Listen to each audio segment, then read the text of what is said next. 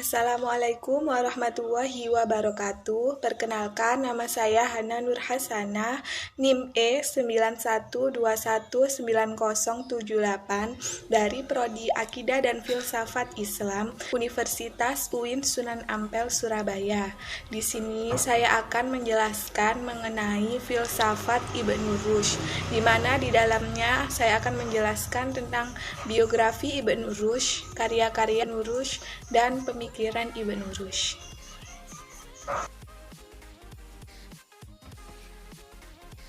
Pemikiran dan filsafat Ibnu Rushd.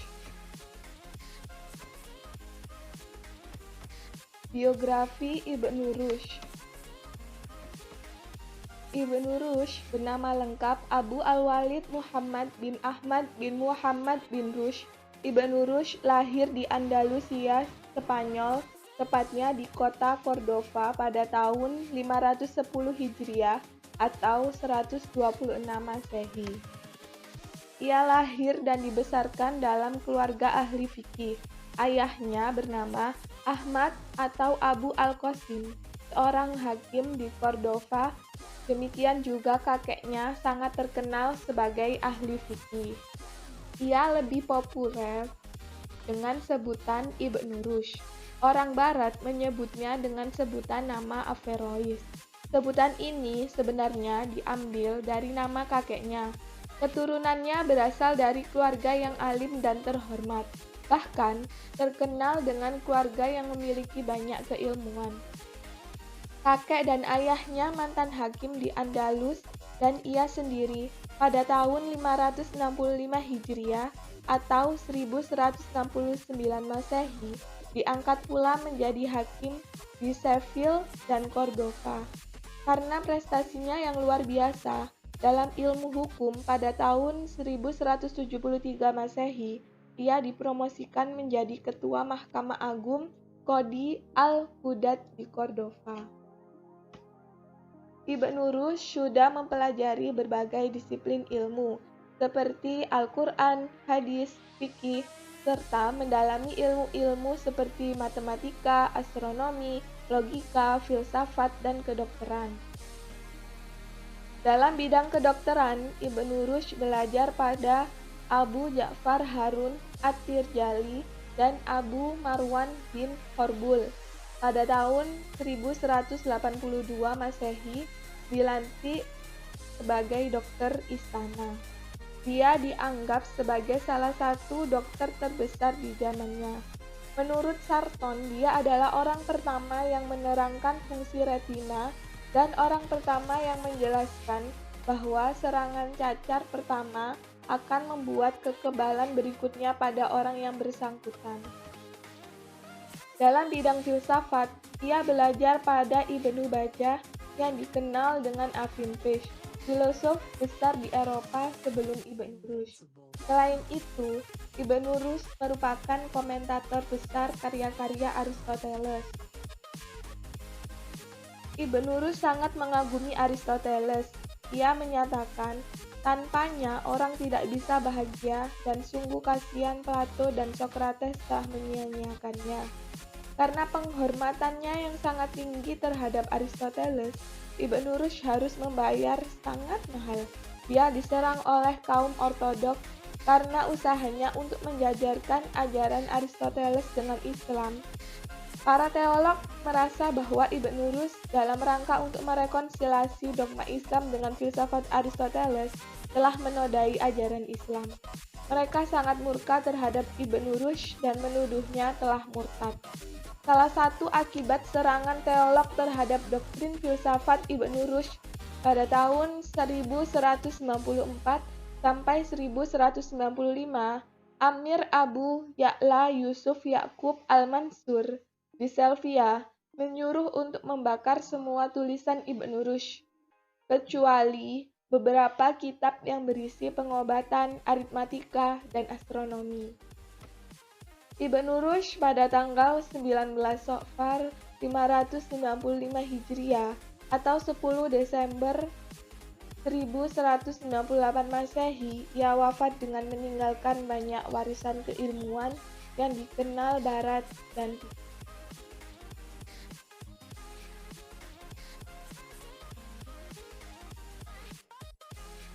Karya-karya Ibnu Rushd. Kebesaran dan kejeniusan Ibnu Rushd bisa dilihat pada karya-karyanya. Dalam berbagai karyanya, ia selalu membagi pembahasannya ke dalam 3 bentuk, yakni yang pertama kritik, yang kedua komentar, dan yang ketiga pendapat. Ia adalah seorang komentator sekaligus kritikus ulang. Ulasannya terhadap karya-karya filsuf besar terdahulu banyak sekali, antara lain ulasannya terhadap karya-karya Aristoteles. Dalam ulasannya itu, ia tidak semata-mata memberi komentar atau anotasi terhadap filsafat Aristoteles, tetapi juga menambahkan pandangan-pandangan filosofisnya sendiri. Suatu hal yang belum pernah dilakukan oleh filsuf semasa maupun sebelumnya. Kritik dan komentarnya itulah yang mengantarkannya menjadi terkenal di Eropa. Ulasan-ulasannya terhadap filsafat Aristoteles berpengaruh besar pada kalangan ilmuwan Eropa, sehingga muncul di sana suatu aliran yang dinisbatkan kepada namanya Averroisme.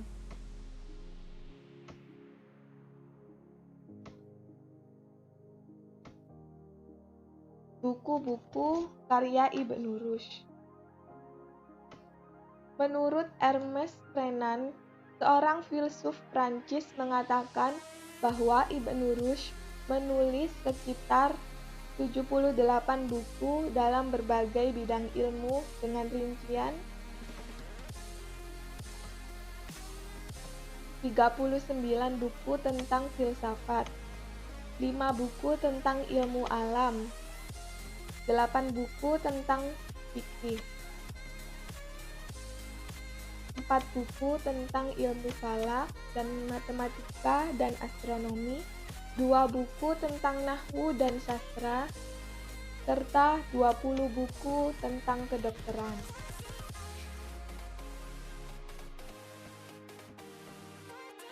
Selanjutnya, sebagai seorang filsafat Islam di dunia bagian barat, Ibnu Rushd juga telah membuat sebuah karya-karya dalam tulisannya.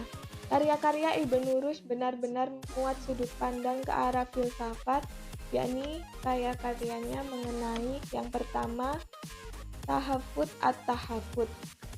Kitab ini berupaya menjabarkan dengan menyanggah butir demi butir keberatan terhadap Al-Ghazali.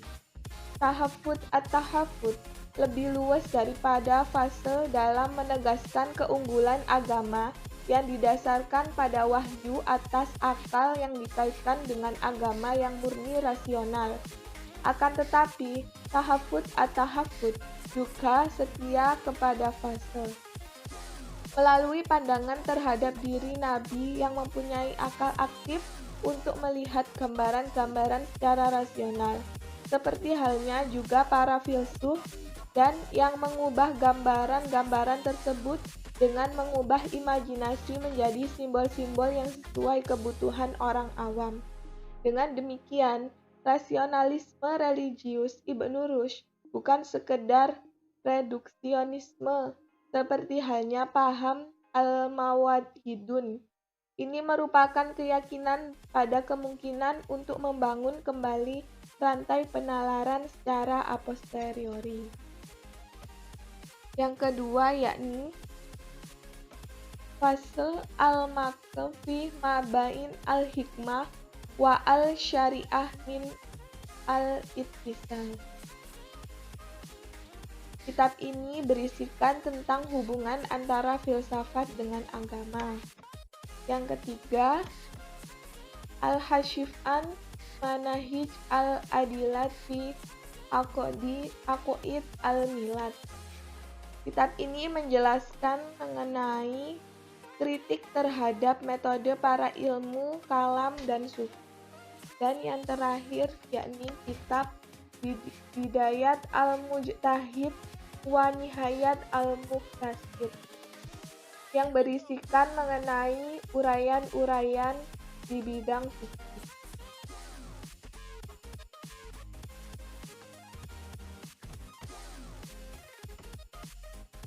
Pemikiran Ibnu Rushd.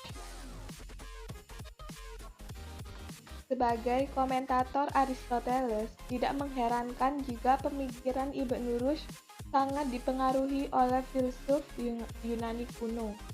Ibnu Rushd menghabiskan waktunya untuk membuat syarah atau komentar atas karya-karya Aristoteles dalam berusaha mengembalikan pemikiran Aristoteles dalam bentuk aslinya. Di Eropa Latin, Ibnu Rushd terkenal dengan nama Explainer Ash-Sharih atau juru tafsir Aristoteles. Sebagai juru tafsir, martabatnya tak lebih rendah dari Alexander de Apordis, filsuf yang menafsirkan filsafat Aristoteles pada abad kedua Masehi, dan Thamestius. Dalam beberapa hal, Ibnu Rushd tidak sependapat dengan tokoh filsuf Muslim sebelumnya, seperti Al-Farabi dan Ibnu Sina, dalam memahami filsafat Aristoteles. Walaupun dalam beberapa persoalan filsafat, ia tidak bisa lepas dari pendapat dari kedua filsuf Muslim tersebut. Menurutnya, pemikiran Aristoteles telah bercampur baur dengan unsur-unsur Platonisme yang dibawa komentator-komentator Alexandria. Oleh karena itu, Ibnu Rushd dianggap berjasa besar dalam memurnikan kembali filsafat Aristoteles. Atas saran gurunya, Ibnu Tufel yang memintanya untuk menerjemahkan pikiran-pikiran Aristoteles pada masa dinasti Muwahhidun pada tahun 557 sampai 559 Hijriah.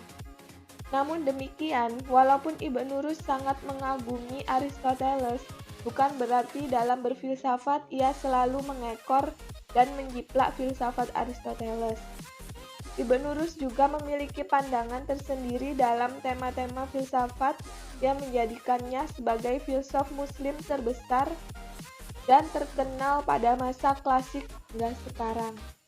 Pemikiran Ibnu Rushd saya bagi menjadi dua. Yang pertama, pemikiran epistemologi Ibnu Rushd. Dalam kitab Fas al-Maqe ini, Ibnu Rushd berpandangan bahwa mempelajari filsafat bisa dihukumi wajib, dengan dasar argumentasi bahwa filsafat tak ubahnya mempelajari hal-hal yang wujud, yang lantas orang berusaha menarik pelajaran atau hikmah atau ibarah darinya. Sebagai sarana pembuktian akan adanya Tuhan Sang Maha Pencipta. Semakin sempurna pengetahuan seseorang tentang maujud atau tentang ciptaan Tuhan, maka semakin sempurnalah ia bisa mendekati pengetahuan tentang adanya Tuhan. Bahkan dalam banyak ayat-ayat Tuhan mendorong manusia untuk senantiasa menggunakan daya nalarnya dalam merenungi cipta-ciptaannya. Jika kemudian seorang dalam pemikirannya semakin menjauh dengan dasar-dasar syar'i, maka ada beberapa kemungkinan. Yang pertama, ia tidak memiliki kemampuan atau kapasitas yang memadai berkecimpung dalam dunia filsafat. Kedua, ketidakmampuan dirinya mengendalikan diri untuk tidak terseret pada hal-hal yang dilarang oleh agama.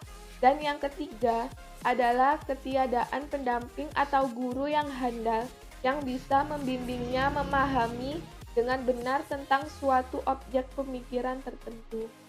Oleh karena itu, tidak mungkin filsuf akan berubah menjadi mujtahid, tidak mempercayai eksistensi Tuhan, atau meragukan keberadaan Tuhan.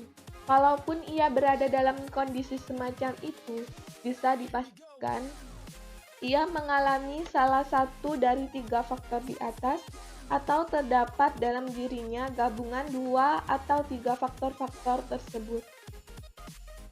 Sebab kemampuan manusia dalam menerima kebenaran dan bertindak dalam mencari pengetahuan berbeda-beda. Ibnu Rushd berpendapat ada 3 macam cara manusia dalam memperoleh pengetahuan, yakni yang pertama, lewat metode al-khotobiyah atau retorika. Metode khotobi digunakan oleh mereka yang sama sekali tidak termasuk ahli takwil, yaitu orang-orang yang berpikir retorik yang merupakan mayoritas manusia. Sebab tidak ada seorang pun yang berakal sehat kecuali dari kelompok manusia dengan kriteria pembuktian semacam ini.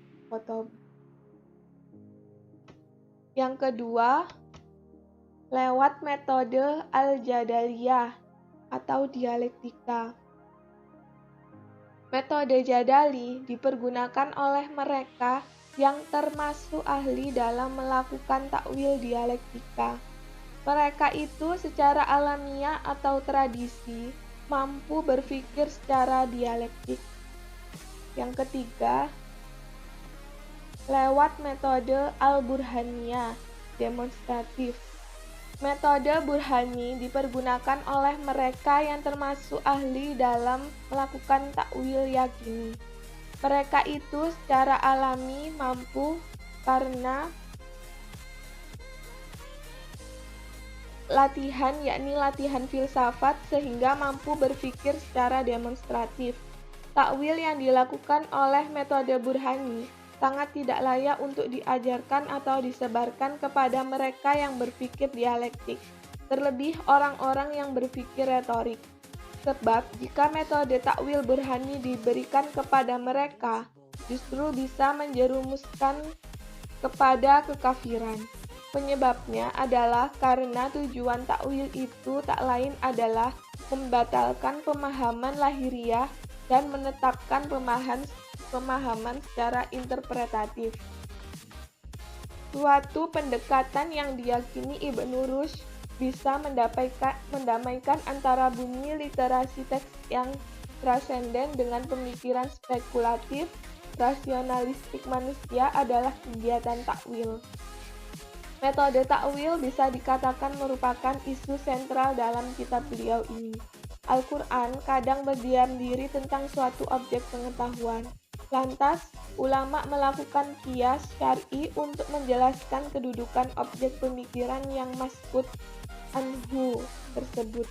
Demikian pula dengan nalar burhani. Ia merupakan metode takwil atau qiyas untuk membicarakan persoalan-persoalan maujud yang tidak dibicarakan oleh Al-Quran.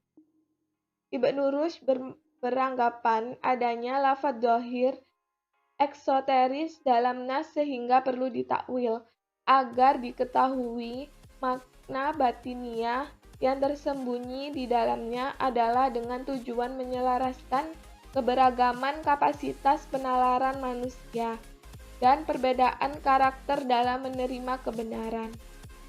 Nas ilahiyah turun dengan berusaha menyesuaikan bahasa yang paling mudah untuk dimengerti oleh manusia, dengan tidak menutup mata terhadap kecenderungan kelompok ulama yang pandai untuk merenungi makna-makna di balik lafaz yang tersurat.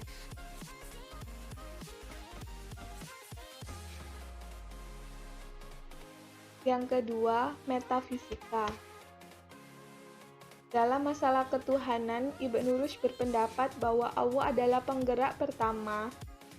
Sifat positif yang diberikan kepada Allah ialah akal dan makul. Wujud Allah ialah esa. Wujud dan keesaannya tidak berbeda dari zatnya. Konsepsi Ibnu Rushd tentang ketuhanan jelas sekali merupakan pengaruh Aristoteles, Plotinus, Al-Farabi, dan Ibnu Sina.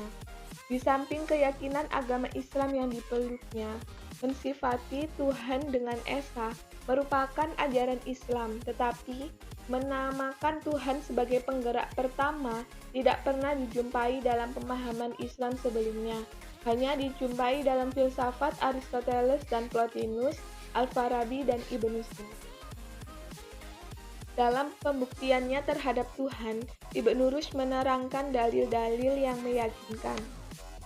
Yang pertama, dalil mengenai wujud Allah. Dalam membuktikan adanya Allah, Ibnu Rushd menolak dalil-dalil yang pernah dikemukakan oleh beberapa golongan sebelumnya, karena tidak sesuai dengan apa yang telah digariskan oleh syara, baik dari berbagai ayat. Dan karena itu, Ibnu Rushd mengemukakan 3 dalil yang dipandangnya sesuai dengan Al-Quran dalam berbagai ayatnya. Dan karena itu Ibnu Rushd mengemukakan 3 dalil yang dipandangnya sesuai, tidak saja bagi orang awam tetapi juga bagi orang-orang khusus yang terpelajar.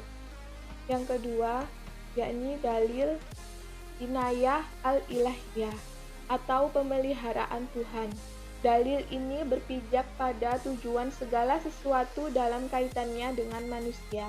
Artinya, segala yang ada ini dijadikan untuk tujuan kelangsungan manusia. Yang ketiga, dalil ikhtira atau dalil ciptaan. Dalil ini didasarkan pada fenomena ciptaan segala makhluk ini, seperti ciptaan pada kehidupan benda mati dan berbagai jenis hewan, tumbuhan, dan sebagainya.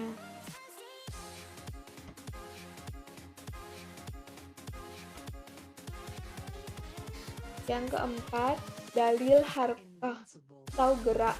Dalil ini berasal dari Aristoteles dan Ibnu Rushd, memandang sebagai dalil yang meyakinkan tentang adanya Allah seperti yang digunakan Aristoteles sebelumnya. Dalil ini menjelaskan bahwa gerak ini tidak tetap dalam satu keadaan, tetapi selalu berubah-ubah, dan semua jenis gerak berakhir pada gerak pada ruang, dan gerak pada ruang berakhir pada yang bergerak atau pada zatnya, dengan sebab penggerak pertama yang tidak bergerak sama sekali, baik pada zatnya maupun pada sifatnya. Akan tetapi, Ibnu Rushd juga berakhir pada kesimpulan yang dikatakan Aristoteles bahwa gerak itu qadim.